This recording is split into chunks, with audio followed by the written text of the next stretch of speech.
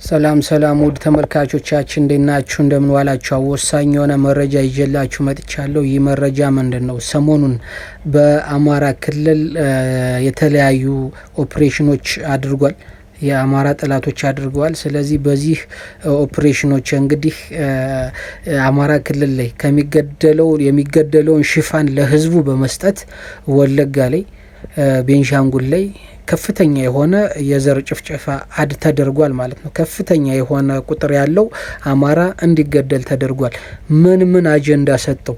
አንደኛ የገለቴን ሰጡን፣ ሁለተኛ የሄሊኮፕተሯን ሰጡን፣ ሶስተኛ የባህር ዳር ጣናነሽን ስትል የጣናነሽን ጀልባ ሰጡን። ስለዚህ አሁን በዚህ ሰዓት ጣናነሽ ለአማራ ምኑ ነች ካለ ምኑም አይደለችም። የጣና ሂዳ የጣና ድምቀት ልትሆን ትችላለች፣ ጣና ልታስውብ ትችላለች። ነገር ግን ህዝባችን እየሞተና እየተራበ የድሮን አሩር እየጨረሰው የሞርታር ባሩድ እየጨረሰው ህዝባችንን እኛ ስለዚህ ቅንጦት ነው ስለዚህ ማሰብ። ስለዚህ ጣናነሽ ምንም ትበል ምንም አባይ በረሃ ላይ ገብታ እዛው ወድማ ትቅርም፣ እኛ ጣናነሽ ለኛ ምናችንም አይደለችም። ምክንያቱም ከዚች ጀልባ እችን ጀልባ ማን ነው እንት የሚልበት? ህዝቡ አልቆ ማን ነው ጣና ላይ ሚንሸራሸርበት? ማን ነው ሚዝናናበት? ህዝባችን እያለቀ ስለ ጣናነሽ ስለዚች ጀልባ ምንወራበት ነገር፣ ህዝባችን እያለቀ የሰውን አጀንዳ ምናራግብበት ነገር፣ ህዝባችን እያለቀ ስለ እስራኤልና ኢራን ምናራግብበት ነገር ሊቆም ይገባል። ህዝባችን የኢራንና የእስራኤልን ጦርነት የዩክሬንና የራሽያን ጦርነት ተገን ሽፋን በማድረግ ትተውት አቁሞት የነበረውን የፋኖን ወደ ድርድር እንዲመጣ ለዓለሙ ማህበረሰብ እኛ ምንም አናደርግም እየገደልን ፋኖ እኮ አንዱ ኬዙ ወለጋና መተከል ላይ የተፈናቀሉት ወደ ቦታቸው እስከ ካሳ ይመለሱ፣ ፈጻሚዎቹ ለህግ ይቅረቡ የሚለውን ነው አይደል? ስለዚህ ይህን ለማስተጋባትና ለማርበስበስ ሲፈልጉ ተውት፣ ያንን አቆሙት። አሁን የእስራኤልና የኢራን ጦርነት ትኩረት ሙሉ የዓለም ትኩረት ሲያደርግ ያንን የቀረውን አማራ ቤንሻንጉልና መተከል ላይና ወለጋ ላይ እየጨረሱት ነው። ስለዚህ እኛ ይህንን ማራገብ የለብንም። ስለ እስራኤልና ስለ ኢራን እኛ ልናራግብ አይገባም። እኛ ስለ ራሳችን መጀመሪያ እናራግብ። ስለ ራሳችን አራግበን የዓለም ተቀባይነት እናገኝ። ስለ ራሳችን ፖለቲካ፣ ስለ ራሳችን ማህበራዊ ኑሮ፣ ስለ ራሳችን ኢኮኖሚ፣ ስለ ራሳችን ደህንነትና ዋስትና፣ ስለ ራሳችን ህልውና ለዓለም ለማሳወቅ ለዓለም እናስረዳ። መጀመሪያ ስለ እስራኤልና ስለ ኢራን ማስረዳት ከመጀመራችን በፊት ከመሞከራችን በፊት። ስለዚህ ነገር ትኩረት ያስፈልገዋል። በጣም ትኩረት ይሰጠዋል። ትኩረት የተነፈገው የወለጋ ላይና መተከል ላይ የሚገኝ አማራ አለ። የእስራኤልና የኢራንን ጦርነት ተገን በማድረግ ሽፋን በማድረግ መተከል ላይ በቀኑ በመቶዎችና በ300ዎች በ200 በመቶዎች እየተገደሉ ነው። በሳምንት ብቻ በሺዎች ተገድሏል። ወለጋ ላይ በሳምንት ብቻ በሺዎች ተገድሏል። በየቀኑ በመቶዎች እየተገደሉ ነው። ስለዚህ ከፍልስጤም አሁን ፍልስጤምን የሚደግፍ ማን እንደሆነ ይታወቃል። ኢራንን የሚደግፍ ማን እንደሆነ ይታወቃል። እስራኤልን የሚደግፍ ማን እንደሆነ ይታወቃል።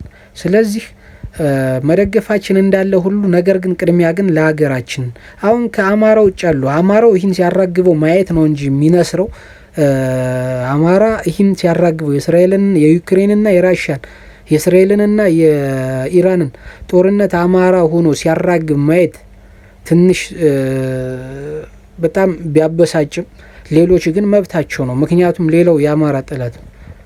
ሌላው የሚያራግበው የአማራ ጠላት ስለሆነ ነው። ስለ አማራ 7 ዓመት ሙሉ አማራ በማንነቱ ሲታረድ ሲገደል ስጋው ሲበላ ከቤቱ ከንብረቱ ሲወድምና ሲፈናቀል ምንም ያላለ ነው። ሌላው ሁሉም የአማራ ጠላት ነው። ኢትዮጵያ በሽማግሌዎች የኖረች በአባገዳ የምትታረቅ ቄሶችን ሸዎችን የምታከብር ብትሆንም አሁን በዚህ 7 ዓመት ግን ጋውናቸው ከበራቸው ማክሳቸው ተልጧል። የሾውም የቄሱም የአባገዳዎችም የሽማግሌዎችም ጋውናቸው ማክሳቸው ተልጧል። ድብቅ ማንነታቸው ወጥቷል። ስለዚህ በዚህ ሁኔታ ኢትዮጵያ በዚህ በምክክር ምታምን በንትን ምታምን በንግግር ምታምን ባህል ምትጠብቅ ኢትዮጵያ የለችም።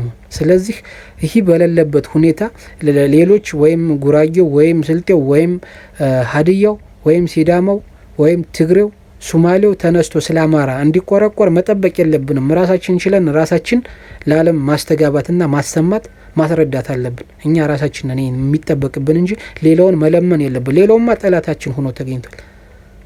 ትላንት አብሮን ሲበላ የነበረ አብሮን ሲሰራ የነበረም ዛሬ ጠላታችን ሆኖ ተገኝቷል። ስለዚህ አንዴ ነው መሸወድና አሁን ራሳችን መቻል አለብን። አማራ ሆኖ በዚህ ሰዓት ስለ ዩክሬን ማውራት መዘርዘር ለማስረዳት መሞከር፣ ስለ ኢራንና ስለ እስራኤል በተለይ ስለ ኢራን ማስረዳት መሞከር። ኢራን ማለት የአማራ ጠላት ነች፣ የትግራይ ጠላት ነች። ሳውዲ አረቢያና ኢራን፣ ዩናይትድ አረብ ኤሚሬትስና ኢራን የከፍተኛ የሆነ የትግራይና የአማራ ጠላት ናቸው። ምክንያቱም ትላንትና ትግራይ በመቶ ሺዎች ሲታረድ ሲገደል፣ ዛሬ አማራ በመቶ ሺዎች 7 ዓመት ሙሉ አማራ ሲገደል ሲጨፈጨፍ ምደግፈው በብርም በመሳሪያም ዩናይትድ አረብ ኤሚሬትስ ነች፣ ኢራን ነች፣ አዘርባይጃን ነች። ስለዚህ በዚህ ሁኔታ እነኔ እስራኤል እንኳን ብታጠፋ ደስ ይላል፣ ኢራንን ብታጠፋ እስራኤል ደስ ይላል። ምክንያቱም የአማራ ጠላት ነች። አማራ እንዲጨፈጨፍ ድሮን ምትረዳ ነች፣ ስልጠና የምታደርግ ነች። ስለዚህ ይህንን እስራኤልን መደገፋችን እንዳለ ሆኖ ነገር ግን እኛ አማሮች እስራኤልን ስንደግፍ ምክንያታዊ ነን። እኔ ስደግፍ ምክንያታዊ ነኝ። ነገር ግን በዚህ ሰዓት ግን ስለ እስራኤልና ስለ ኢራን ማወራበት ሰዓት ሳይሆን ስለ አማራ የሚጨፈጨፈው ጉራ ፈርዳ ላይ፣ ወለጋ ላይ፣ ቤንሻንጉል መተከል ላይ ስለሚጨፈጨፈው አማራ ክልል ላይ ቤተክርስቲያን ደርሶ ሲመለስ በድሮን ለሚጨፈጨፈው በሞርታር ለሚፈርስበት ቤቱ ለሚፈርስበትና ለሚገደለው እንስሳቶቹ ለሚዘረፉበት አማራ መጮህ እንጂ ለሌላ መጮህ ተገቢ አይደለም በዚህ ሰዓት። ምክንያቱም እኛ አማራ ሆነን መገኘት አለብን። ምክንያቱም እኛ አማራን። ስለዚህ አማራ ካላደ ነው የአማራን ችግር አማራ ለዓለም ሕዝብ ማስረዳት ካልቻለ፣ መጠቆም ካልቻለ፣ ማግባባት ካልቻለ፣ እንዲረዱት ማድረግ ካልቻለ ሌላው ሊያደርግለት አይችልም። ሌላው ጠላታችን፣ በቃ ሌላው ኢትዮጵያዊ የአማራ ጠላት ነው። እስካሁን ባለው ደረጃ የትኛውም ከአማራ ጎን የቆመ የለም። ሲገደል ዱላ ከማቅረብ ድንጋይ ከማቅረብ እየጨፈረ ምርጫ መርጦ መሳሪያ ከማቅረብ ሰልጥኖ ወደ አማራ ክልል ከመዝመት እና አንዳንዱም አማራ ክልል ላይ በየጥሸው ወዳድቆ የአማራን ህዝብ በሽታ በሬሳ ሽታ ወደ በሽታ ከመጣል ውጭ ሌላው ምንም አላመጣልንም፣ ምንም አልፈጠረልንም። ስለዚህ አማራው ለአማራው ነው የሚሆነው። አማራው ለራሱ መሆን አለበት መጀመሪያ።